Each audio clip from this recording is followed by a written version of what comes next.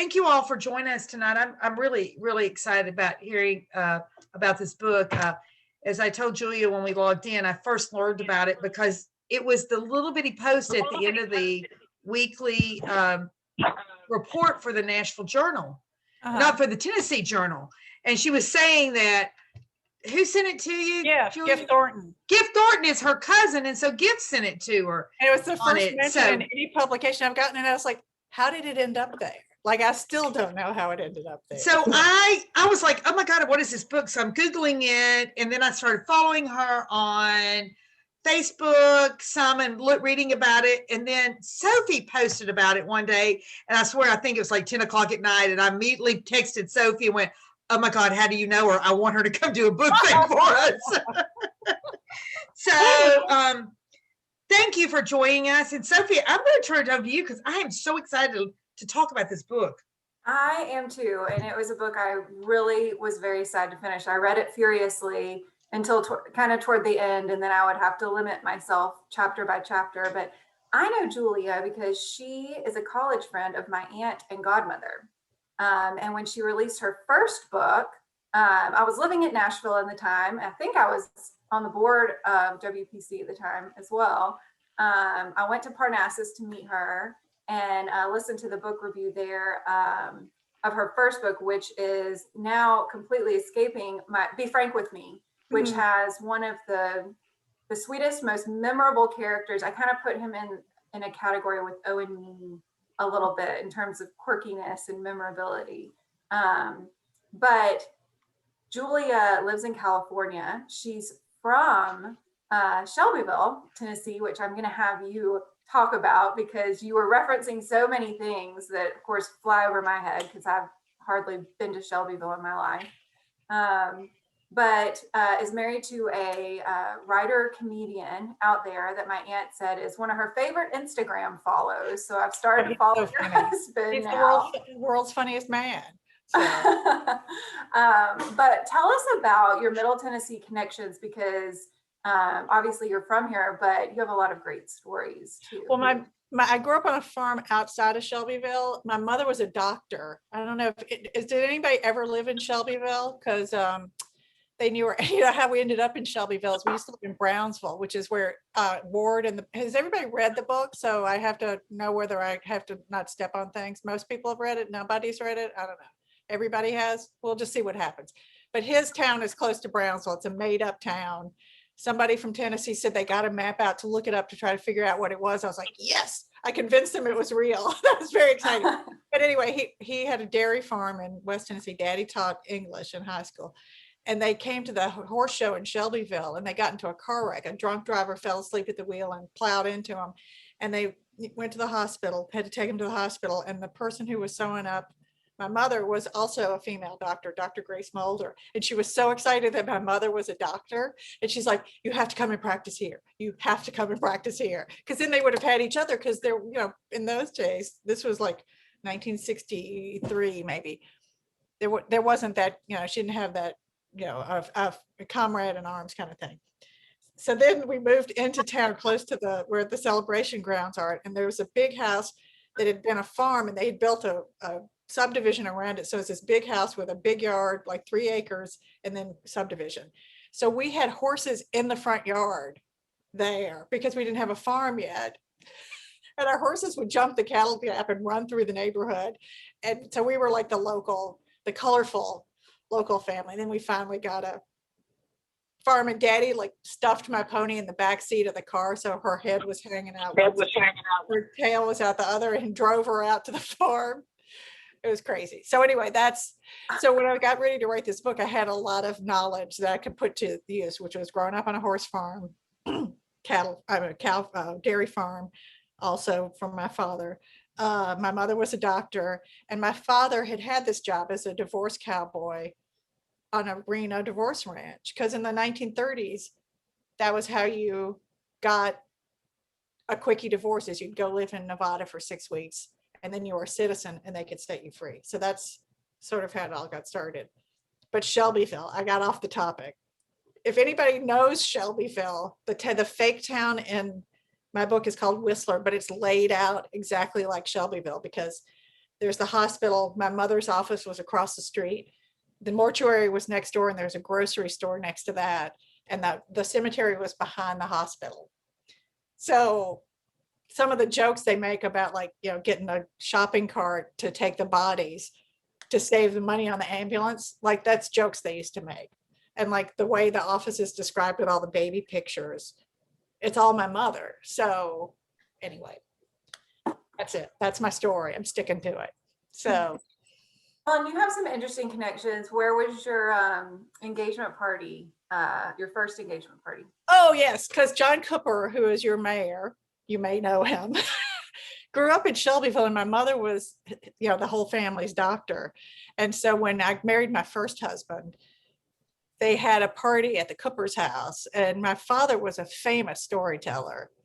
And my first husband was a Yankee, as is my second husband, but we'll forgive him that. But my father, we went, all the young people were inside by the bar, and Daddy was outside with all the grownups, and he was telling stories. And I said to my husband, you need to come outside because you'll never hear anything like this again. So, that's how he got introduced to the yarn spinning of the South. So anyway, but yes, that's that story. But thank God I got divorced, because my first husband was a nice man. He was the wrong husband for me.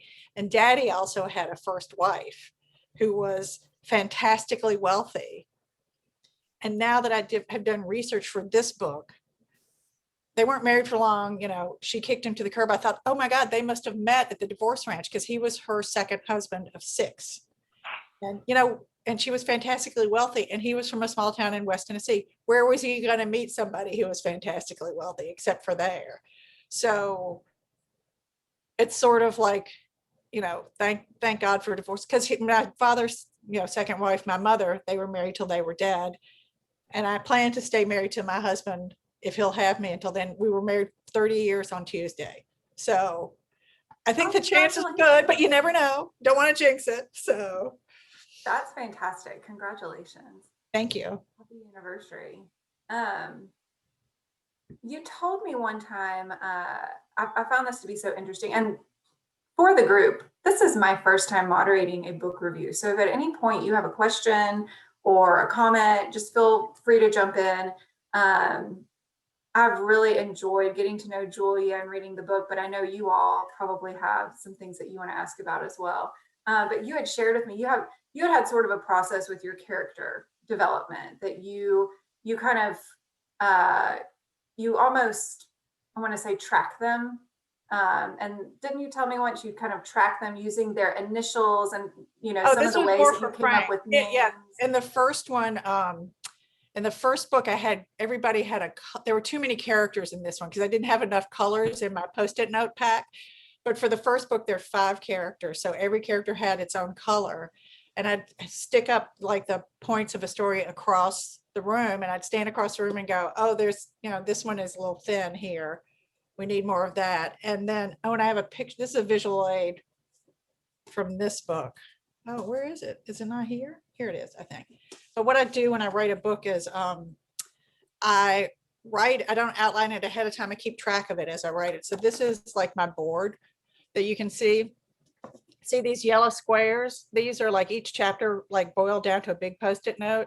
And then this blue line, oh, this is down here. This is maps of Reno, and also the phases of the moon in June and July of 1938, because I needed to be able to be sure that the people could see the things they were supposed to see at night.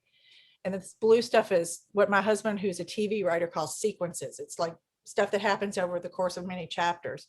And then these 2 yellow ones, this is the first line and the last line of each chapter, because I wanted people to read the last line of a chapter and go, it's midnight, I need to go to sleep. Well, let's just see what the next chapter starts out with. Okay, you know what? This chapter is only 10 pages long. I'm going to read this chapter too. And then they read the whole book. That was my evil plan. And then the pink down the center here, that's every chapter in one sentence. Because when you write a book, there's so much to keep track of, and you need to be able to find it quickly. And it really helped me make sure the pacing of the book was good and stuff like that. So is that what you're talking about, Sophie? Yes, Okay. absolutely. I'd not seen that picture I before, so saved I it. didn't have a Oh, and I visual have a cue. picture I of my just- husband. Oh, how Freudian. My father, around the time he went to, this is what he looked like when he went to, this is World War II, but he was very handsome and charming and a good dancer. So he was the perfect divorce cowboy, because these were the job description: handsome, charming, can listen. Daddy wasn't a good listener, but he, he was more of a talker, but he had all the other things covered. So, oh, and this is fun too. This is this will be the end of my visual aids. This is the cover of Life magazine in 1937. This woman's just gotten a divorce, supposedly. This is the column of the warehouse, the courthouse, where they got their divorce, and then they'd go throw their rings in the river, which is right next door, supposedly. And because divorce was such a big thing in Reno in 1937, that it was on the cover of Life magazine. So, Well, it's really interesting that, I mean, I know that you just have sort of a pinch of detail from your dad's experience there. And as I've told people about the book, no one really knew about it. I know Arkansas had a similar Hot Springs. provision, and my Uh-huh. dad is from Arkansas. Of course, he was born a decade later, but he didn't know about it either, even the Arkansas part of it. Oh, he didn't? Oh my So- gosh. It's so interesting, I mean, it's kind of this slice of history that just got buried People along spend, with a lot of listen, other I did a things. book group last week from Reno, and they did all look like they had just graduated from college, but none of them had heard of it. And I was like, wow, how is that possible? Because it was so pervasive back in the day, but people have just forgotten about it. So that made it kind of fun that I could like reintroduce this forgotten thing. So you were talking about your dad, and I know Mhm. there's some obvious similarities, right? Your dad had the experience of working on a divorce ranch, and he was, from a small town in Tennessee and so on. But tell us more about that connection. And you had shared with me how it made you feel a little bit closer to your dad, to explore. Yeah, because he only told because Daddy had endless stories, and he only had a couple that he told about the divorce ranch, which makes me think that he had this is all me psychologizing. He'd compartmentalized it some because he married that woman. They were not married for long, and she kicked him to the curb. And he was the prince of his small town. Didn't she understand that? This is my take on it. And that's Ward's take on it. Like, he can't believe people don't realize what a catchy is. And Daddy used to he told a story once about, this is not about the divorce ranch, but about being in a movie house somewhere, like it's probably during the war. And a woman sat down by him and said, "Are you from the South?" And he said, "I am." And she said, "Good, I can take my shoes off then." So she took her shoes off, and he was so insulted that when the movie ended, he just picked her shoes up and carried them and left them in the front with the ticket taker. Because he was just like, so it's just like little things like that where, like, in this book, the women keep saying, well, because he has a Southern accent, they think he's ignorant. You're like, he was going to Yale, for the love of God, so, but he can't, because he wanted to have that job.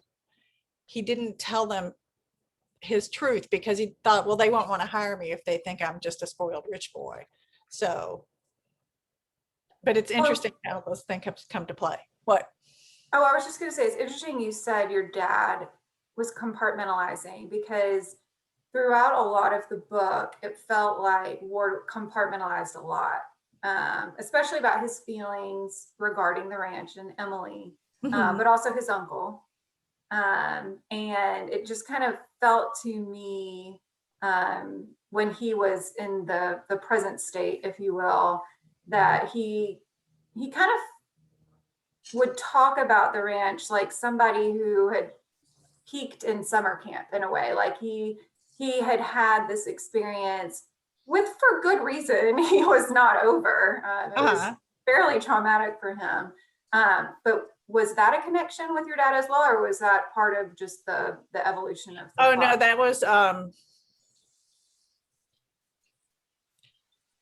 that was part of what they call out here the story arc. Like, he had to have some kind of realization. But I'll tell you something.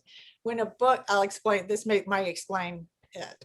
I always knew that, sort of who the cast of characters was going to be. And when you write a book, part of the production process process is they send you the pages that have been edited and you have to go through looking for changes. And each time they do it 3 times. And each time you can change less. And so the last edit is they send you, they say, only typos and punctuation. Don't even dream about changing a word. Shut up, we're not going to let you do it. You know, that's basically what the letter says. And so when I was reading it, I was like, oh my gosh, it's like, I realized at the end, oh, and everybody who hasn't read it, I apologize. But at the end, you know how when he goes into the old folks home, he plans his own funeral before he goes, because both his parents and his uncle had no funeral plans made, and that just killed him. And I thought, oh my God, that's the saddest thing on earth, to think of having to make your own funeral arrangements. But it was already typeset. And I wrote to my editor and I said, look, I know it's too late, but I rewrote the end just for you. So you can see that I have understood this is a motif, and it took me a whole hell longer than it should have to realize it. And so and they print, oh, let me see. I have one, I think. They send out, I don't know if you guys And know. Julia, we have lost your picture, or at least I Uh-oh, have. what happened? I just see your name. Let's hang on. What happened? There you They are. probably elbowed You're it. there. This is an advanced copy. They're called ARCs. It's paperback, and they send it out to bookstores so they can decide if they want to buy it or order it. And so they had printed the ARCs when this third thing came through. And so this has a different ending. And so, but I would love to see that. that's not in there. It's not that different. But the thing about him setting up his own funeral is not in there, because Kate, who's my editor, read the ending that I wrote, and she said, oh, we're changing it. But this one had already been printed. So all of my bookstore friends, of which I have quite a few, I'd write them and say, okay, tell me when you're close to the end, because I'm going to send you the different ending. And I don't want to send it to you first, because you'll read it now and you don't want to read it until you're to it. So can I interrupt and ask a real quick question? Yeah. So, because I that's interesting that that it changed. So, which ending do you like best? well, this one there's another ending story, which I will tell you, but this one just Okay. is more or less the same, but it has the fact that he's bought his own funeral. He's made his own funeral arrangements, because that just seemed incredibly devastating to me. But here's the thing. So this book, I wrote 3 times. I wrote the first half of it. I turned it, and it was going to be in third person, because Sophie knows, she read my first book. It was first person. So I thought, I'll do it in third person this time. I turned it into my editor. She said, I don't know. I mean, you're all voice and throwaway jokes, and this is not serving you. I'm going to have to say no. So I was like, damn it. So I threw it away and I started again, and I turned in half the second version. Had I told you this, Sophie, because your jaw slack. I did it again. I turned in the second version, and she said, I love the prologue. I hate the rest of it. And that's not exactly what she said. It is the distilled version of what she said. But that was, but I loved the prologue and hated the rest of it too. So she was right. And I don't remember what was different about that one. So How long did it take you to write it? the whole book took 3 years, but the first one took 5 years. So I turned in the finished one of this one. And my plan was always it would be in what I thought was first person, but it's actually second person, because he is addressing a you. I had no idea. And the last chapter was always going to be in third person, because there's no way for him to know what's going to happen. So Kate said, oh my gosh, I love it. It's great. The stuff that happened in the last chapter broke my heart. However, it has to be in second person. So it was really hard to rewrite it. And I'd spent a lot of time on this, the third person version. So it was the Barnes and Noble book club pick for January, which you may or may not know. And so they print a special edition of it that has added features. And they said, we need 3 things. What have you got? And I was like, oh my God, the original first chapter, last chapter, can I use that? And they're like, sure. So it's in there. And you find out the identity of you. And like, it's somewhat different. So like, there are people who are alive and one who are dead, and the other one I'd forgotten. I hadn't read it in so long. And there's a key letter that somebody writes in one that a different character writes in this one. And this third person ending is quite different. And I'm on the fence about which one I like better. I kind of like both of them. But that was really interesting to me, that you could see a book where you saw, oh, it could have gone this way or it could have gone that way. because you just never know. It's like, you know, you get on a horse and he doesn't have a halter and he starts running and you just hang on tight and pray. So that's sort of how it was. But, you know, there's Flannery O'Connor used to always say, you never finish a novel, you just say the hell with it. And I get that. So, and when, what's his name? Fitzgerald died, they went through his effects because, you know, he died suddenly, and they found his copy of The Great Gatsby, you know, the one he'd gotten from the bookstore. And when they looked inside it, he had changed stuff in the printed version. Like he'd made side marginalia that I would change this, I would change that. Because you really do just never, because you think of it as a finished product, but it's kind of never really finished. So that was not an answer to anybody's question, but I just told you. I just told No, you. I'm so glad you did. I think it's so important to know. I mean, I want to buy the other book now. Yeah, you can go to So- Barnes and Noble and just stand in the aisle and read it. And you know what else? It's got pictures of, where's my copy of it? It's got pictures of my family and it's got pictures of my mother, who's a doctor, as we know, as noted, but when it has this thing on the cover. Mhm. But your Parnassus bookstore has actual signed versions. So you could just go look at this in the Barnes and Noble. But let's see, what else are there pictures of? Oh, here's me as a sullen 13-year-old. Prepare yourself. This is me over here. You probably can't see my sullen expression, but, Oh, but there it is. And Sophie, you met my brother, right? There's him as like a gangly 15-year-old where he weighs no, like, I haven't met your brother. you didn't come to his house in Birmingham? I thought you did. Oh, Jennifer No. did. Jennifer did, yeah. That's Well, fine. I'll go. It's fine. I like Birmingham. I have my vaccine. So anyway, but it's just, I thought, oh, well, that's kind of fun to have like different things. Yes. So. Oh, wow.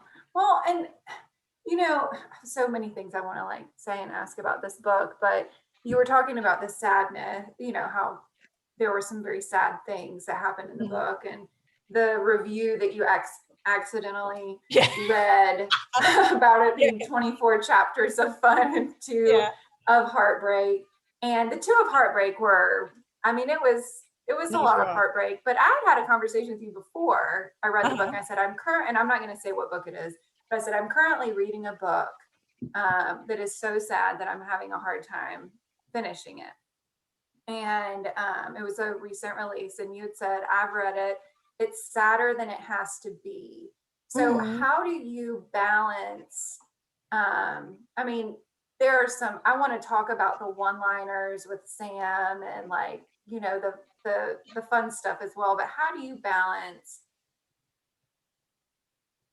you Oh, I know not what you're, yeah. too much of I either I one? call those How do books you- of unnecessary suffering, because like, Mhm. you know, I get plenty of suffering in my day to day. You know, I don't need to have somebody just like pile it on me. And, you know, Chris, but my husband, all the comedy writers say, comedy is tragedy plus time. That is a famous saw among comedy writers, because like, you know, otherwise, like if you just wallow in the sadness, you're not going to get over it. You're just going to be sad. So like, I think for me, it's important to try to find the things that can get you through it. And that tends to be laughing about it. So, and you know what else, Sophie, is there's, if it's been really fun and then suddenly it isn't, that makes it a lot sadder. So, oh my gosh, have you guys ever read Lonesome Dove? No, Lonesome Dove is terrific. And one of my favorite characters in it dies. I won't tell you who. And like, he was my favorite. And I was like, he had to die. And it just killed me, because if it had been somebody I didn't like so much, you'd be like, oh, whatever. I was over him. But that's why various characters in this book die too, is because you're like, oh my God, that's so wrenching.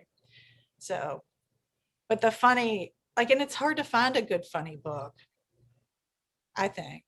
But Well, I I do. think like you said, I mean, you have to balance it to like life, right? To appreciate Yeah, both because if they're sides just of joke, it. joke, joke, joke, joke, you get tired of it, you know? So, And I see Nancy has a question, and I want to get to her question. Hi, Nancy, another old friend. I miss you too. But there were a few funny things. Obviously, Sam's one-liners, which cracked me up. And I'm like you about, so you mentioned the point at which I was like, I need to ask about the one-liners, was putting the hay down where the goats can get it. Which you also had mentioned that Yes, I've cherished that line for many years because that's something Bill Clinton said once. You got to put the hay down where the goats can get at it. And I just thought that was the funniest thing. I was like, someday that will come in handy. And you know what else? I don't know if you guys read the epigraph, the things in the beginning that are one Zsa Zsa Gabor is like a girl must marry for love and keep marrying until she finds it. So while I was writing this book, Zsa Zsa died and I was reading her obituary and that line was in it. And I was like, oh, all right. So I was so excited. So I wrote it down. And some of them, I think I made up some of them. Like you got to pull the weeds in your own yard first was me because I was like, my yard is a disaster. And every time I walk by my neighbor's house, who will have one weed in it. It's all I can do to keep from pulling that one weed. And it's none of my business. I got plenty of weeds back home. So it's stuff like that. Well, let me ask Nancy's question for her. Was it easier to write Better Luck Next Time than Be Frank with Me? And what gave you the idea of her Be Frank with Me? Better Luck Next Time was much harder for a number of reasons. The biggest of which was it was my second novel, and there's a thing called sophomore slump. The second novel is the hardest one to write always. But part of why it's hard to write is people have expectations. So I wrote this first novel.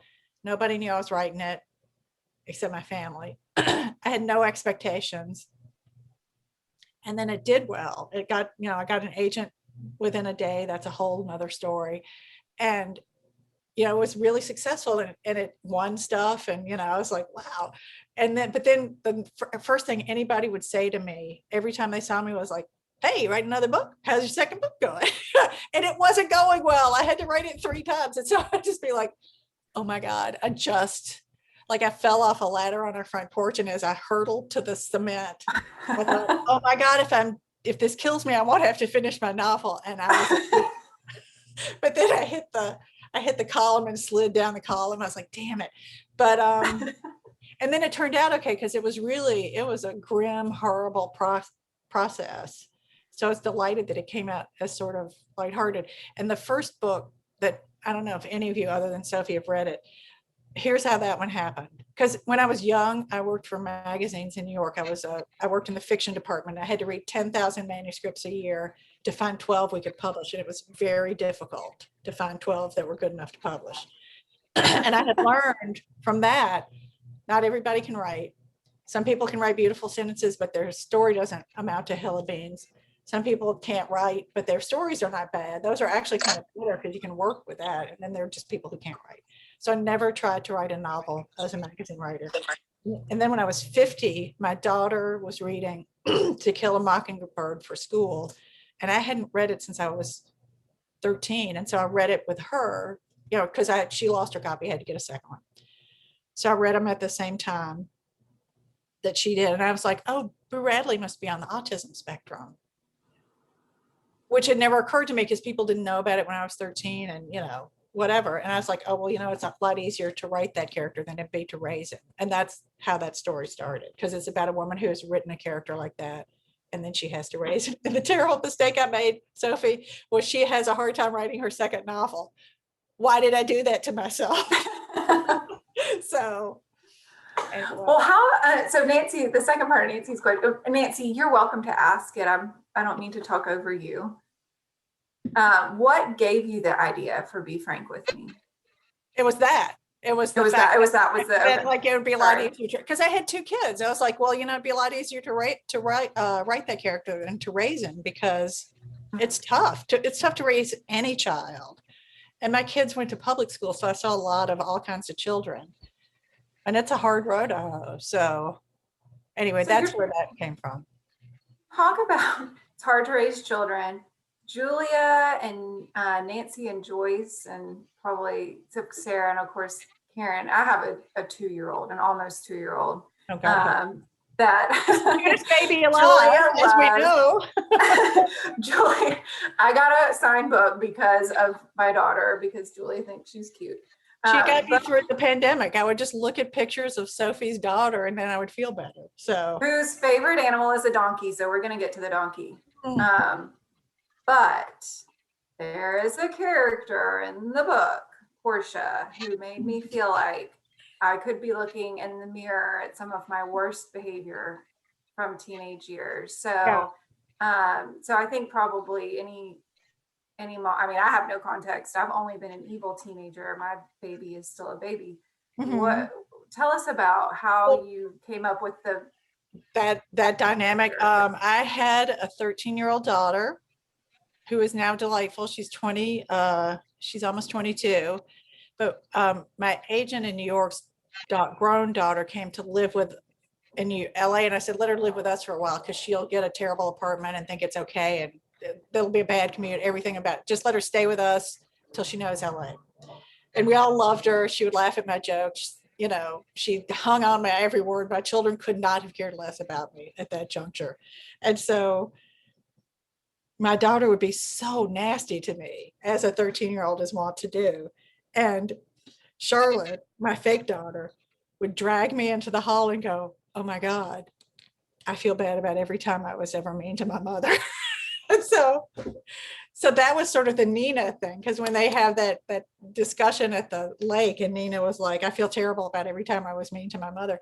And it's a phase, you know, like not all kids go through, but a lot of them do. It's like, you know, a developmental thing, but that doesn't make it easier to live through. So that's where Portia came from. So. and the donkey.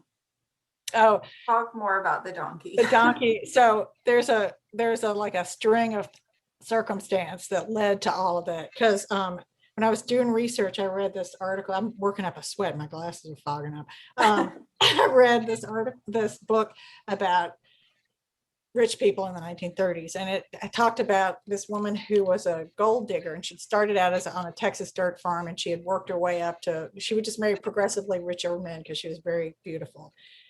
And in between husbands, and I think this may have happened in Reno, she walked into a party wearing a pair of red high heels and nothing else, and basically said they need to see the product. I just thought that was the funniest thing I'd ever come across. I was like, oh, I'm gonna do a version of that. So I knew I needed a mask because you needed to not know who it was. And another thing I did in this book, like the character in the first book, Sophie, she had a hard time naming characters, and I have a hard time naming characters. So this time I was like, oh, you know what I'm going to do? I'm going to name them after all my bookstore friends. So, for example, Archer is named after Nikki Kaufman, who used to work at Parnassus. Her adorable 3-year-old son was named Archer. And so I named Archer, the evil guy, after him. And there was a bookseller in Chicago who borrowed her roommate's car to help me move my son into college when he went to college in Chicago. So I was like, okay, I will love you for the rest of my life. And her name was Portia. So I was like, okay, Portia. And Portia was the youngest of all of my bookseller friends. So I was like, well, the young kid's going to be named Portia after her. So then I was thinking about that, and I was like, oh, Portia's kind of Shakespeare-y. And then I was like, oh my God. My son was in A Midsummer Night's Dream in high school, and he was Bottom, and he had this paper mache donkey's head, and it was so beautiful. And I thought about it all the time. And I was like, oh, Portia. Oh, and then I can use that. And so then the paper mache donkey head became a huge part of the book.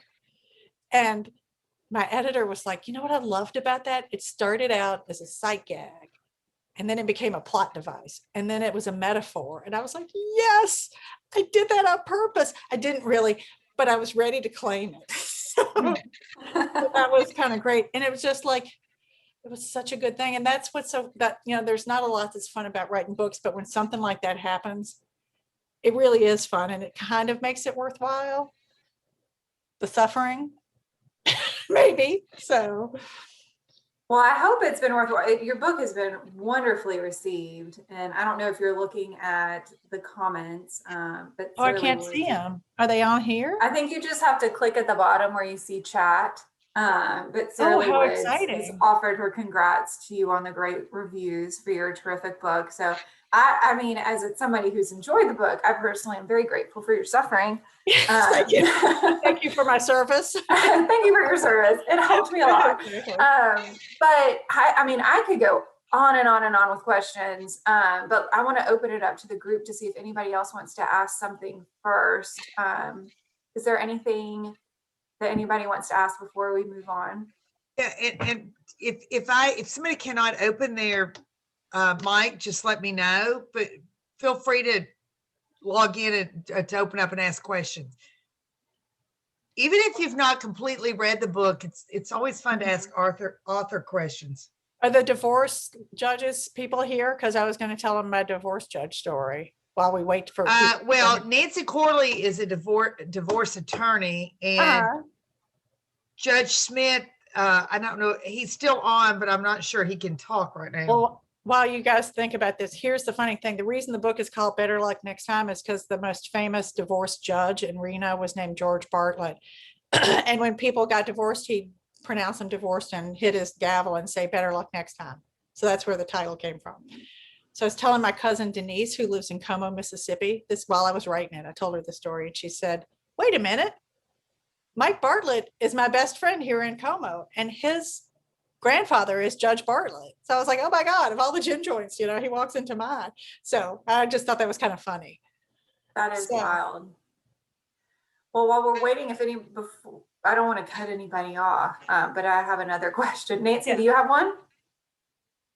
You looked like you were about to say something, Nancy Corley. So I just go ahead, Nancy, and then I'm going to read what Judge Smith just texted me. Read what Judge Smith has texted first. I haven't read this yet, so I hope it was okay for me to tell it, Judge Smith. In the 40s. I'm still here. Okay. Oh, you want to tell it? Go ahead.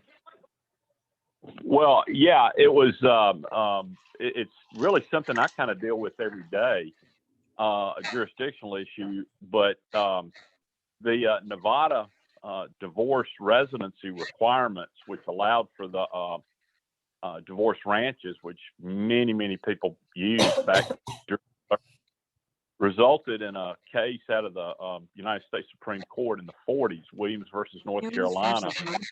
I gotta write this down. Yeah, it's a landmark case.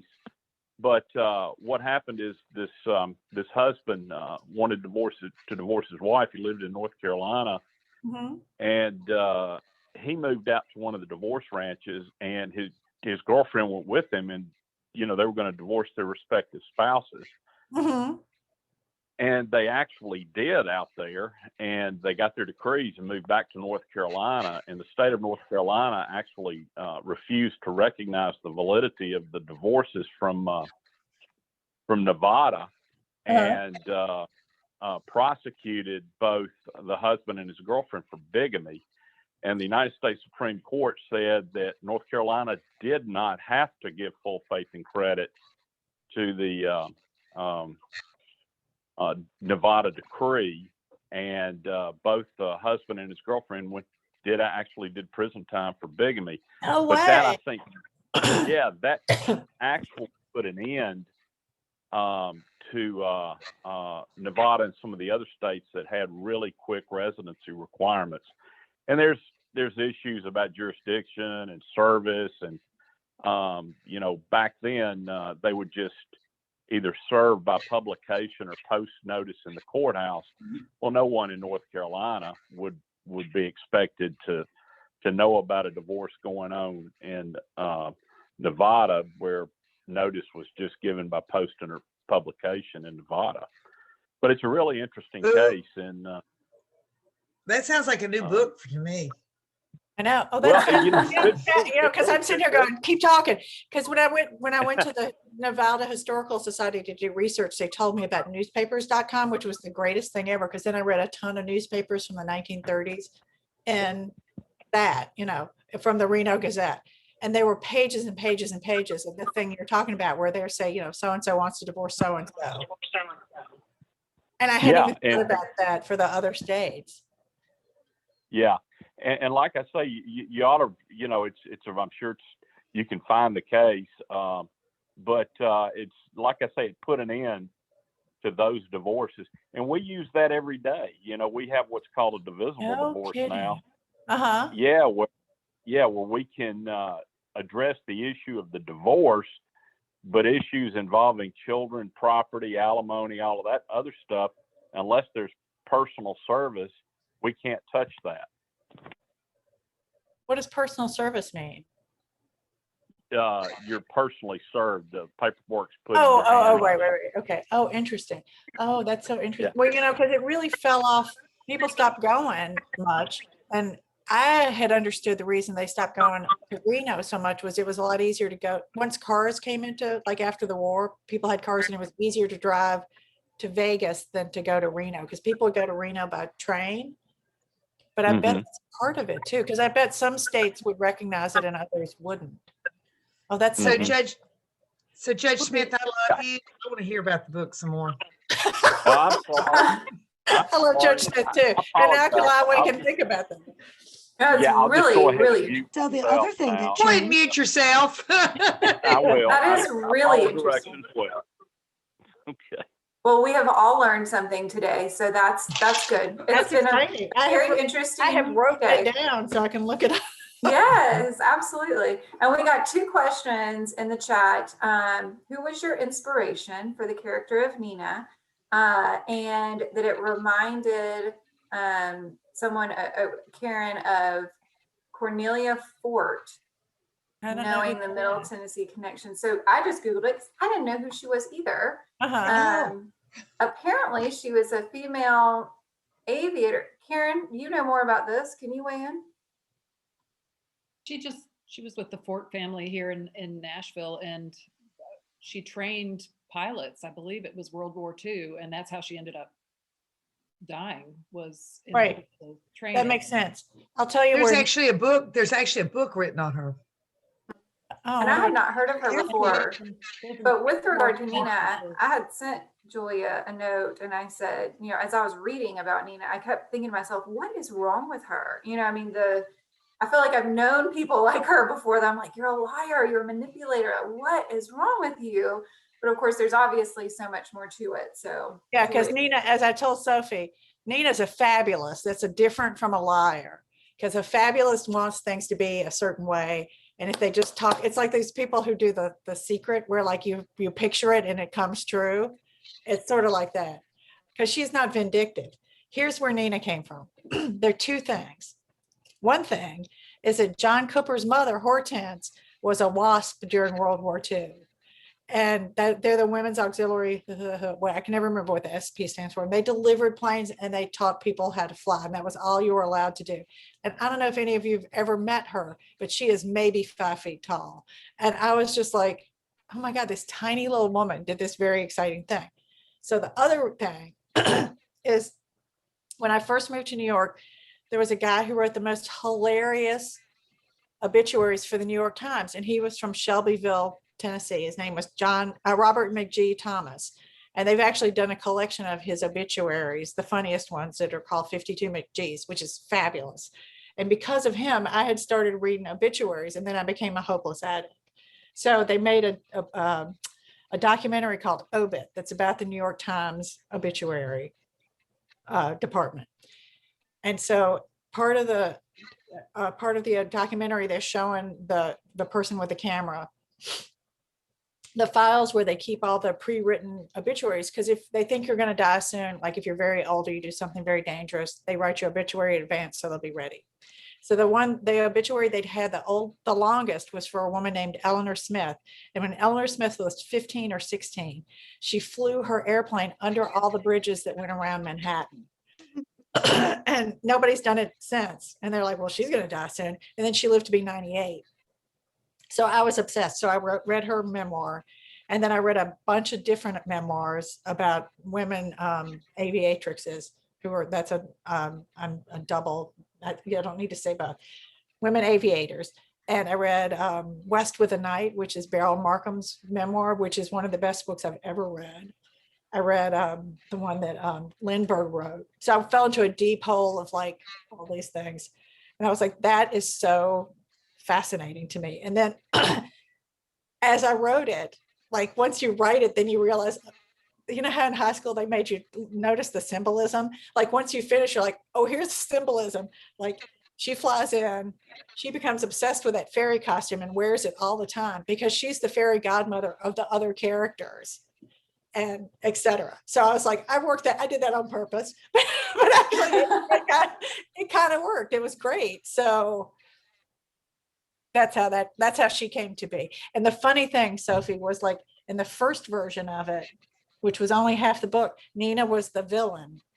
And Kate, my editor, said to me, Nina's the hero. And I was like, oh yeah. Oh yeah. Cause I was like you thinking, well, she's a liar and manipulative, but she just has vision. And that's what it is.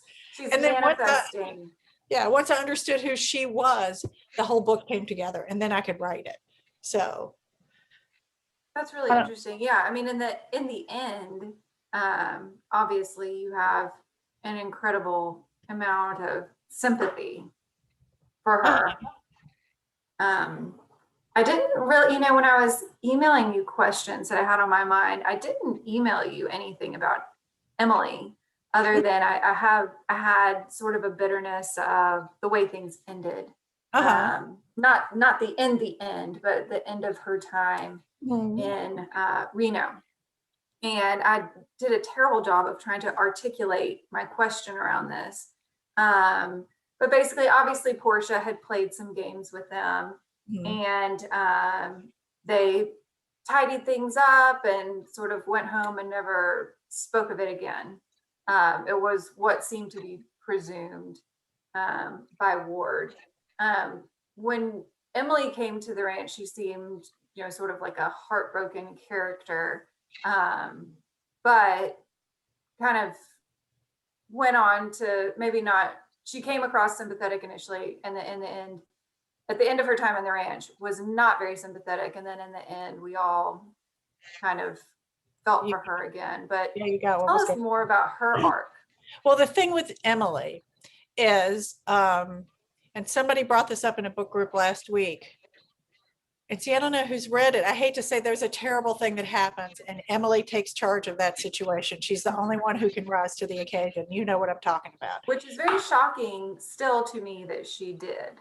Because the reason she did it is that she's the one that realizes there are some things you just have to do. And so that was sort of the foreshadowing of what was the other terrible choice she was going to have to make. And she was the one who had the guts to do it. So once she figured out what her situation was, and when people read this, you'll know what I'm talking about. She's like, I hate this. It doesn't make me happy, but this is what has to be done. And she does it. But what's nice about the current that everybody got ending of it is she gets redemption and she explains the situation. But in the other one, she's dead in this one. Okay, I'll just tell you. But in the other one, she's still alive. So, it just like, I lost my train of thought. It was something very deep.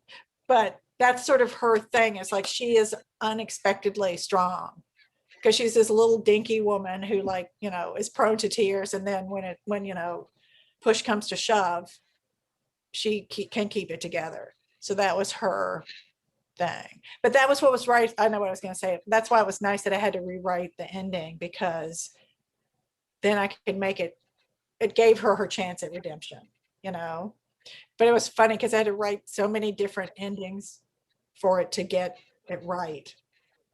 And my husband often works on the bed. Our bedroom's in there.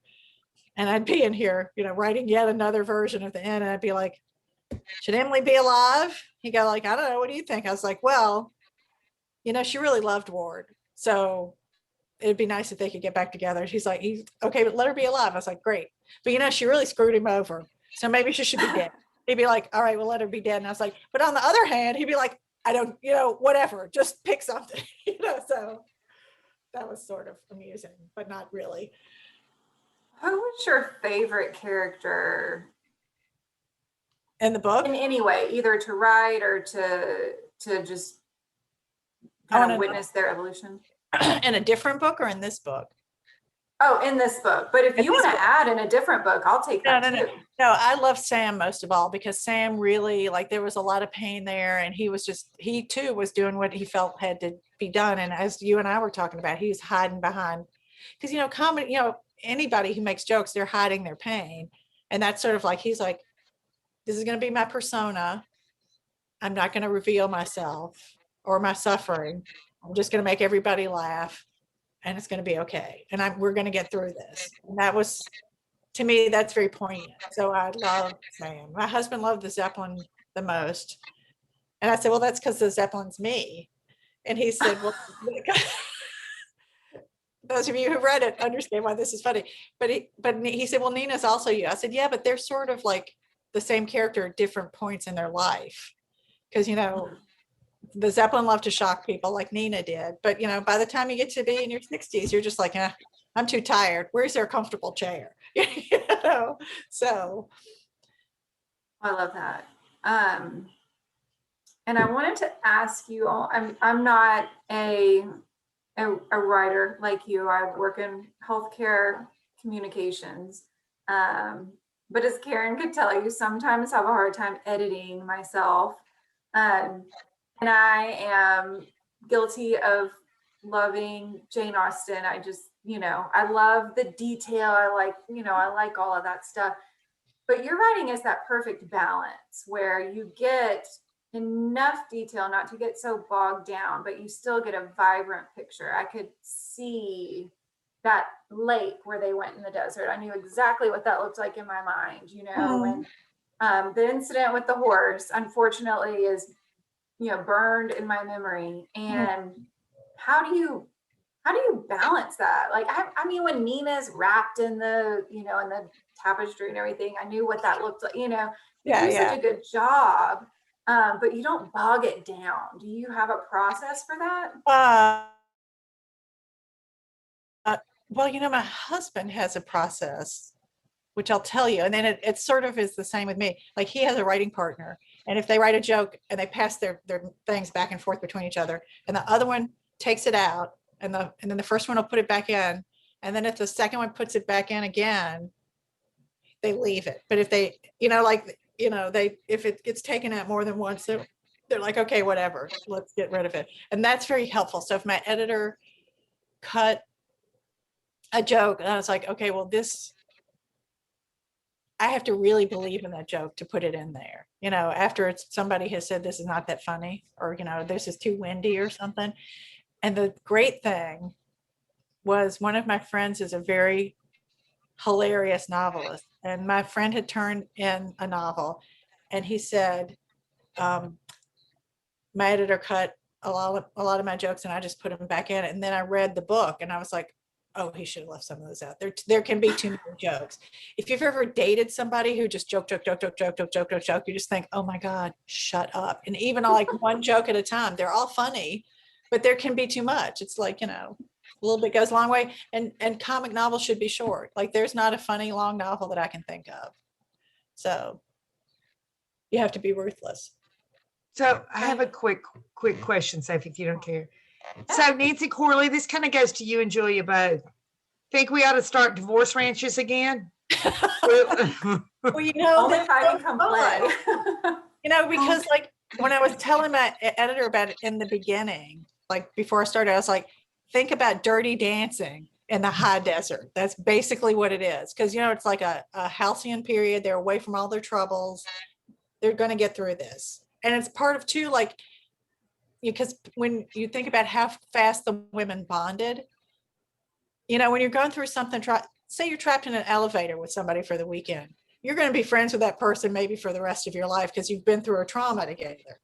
And also in college, I was in a sorority and we all lived together, and we're like in and out of each other's rooms all the time. We ate off each other's plates. And that really helped me too, for the angle of like all these disparate women living together.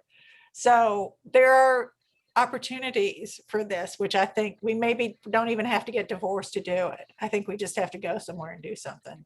But somebody was saying they were in the Peace Corps. Like, wasn't the Peace Corps sort of like that too? Like, whoever you went with, those were your best friends? Yeah, Sarah Lingo was. That was me. Yeah, it's traumatic and wonderful all at the same time. Yeah. It's like you never felt more alive, right? Yeah. So Karen Litter and I discuss compounds all the time. oh, the divorce one? I mean, the retirement one where all your friends live in like The retirement one. I'm all over that. There's a town in upstate New York called Sharon Springs, and in the days before air conditioning, the train went there, and they had these big resorts that people would go to. And then once people got cars and stuff, they started going everywhere. So there are these big abandoned resorts up there, these giant hotels. I was like, that's where we're all going to move. We're all going to live in one of these together. We're going to hang out. You don't have to cook every night. It's going to be the best. So I'm with you on that. So Nancy, as a divorce attorney, you think it works? Well, the reason we don't have a need for Reno anymore is because there used to be rules, so it was virtually impossible to get a divorce. Yeah. So if you couldn't get a divorce and you didn't want to live with her anymore, you went to Reno. But now it's almost unheard of if one party wants a divorce, they're going to end up divorced. And it used to be, even if both parties wanted a divorce, unless the stars were aligned right, you weren't going to get it. Yeah, no, it's hard. It's interesting with Reno too, because here's my understanding of how it got to be a thing. There was a silver rush in the middle of the 1800s. And there were a lot of men and not a lot of women. So if you were there and you were unhappily married, they're like, look, we need ladies, because married men are more happy and like less likely to get in fist fights. We'll let you divorce easily, which was 6 months then. And then they could marry somebody else. And then people in Mary Pickford in New York, in LA, and a rich guy in New York figured this out. They're like, we can go there and get our divorce. And then it got to be a thing. Society, people started going, movie stars. And then Hot Springs and Reno got into a battle of who could give you the quickest one so they could get the business. So that's sort of how Reno got to be the center of it. So I know we're running out of time. We have like 2 minutes left. Does anybody else have a question, comment? I want to know what small town in West Tennessee the rich lady was from. The rich lady wasn't from a small town in Tennessee. That's why I think he met her in Reno. He was from Brownsville.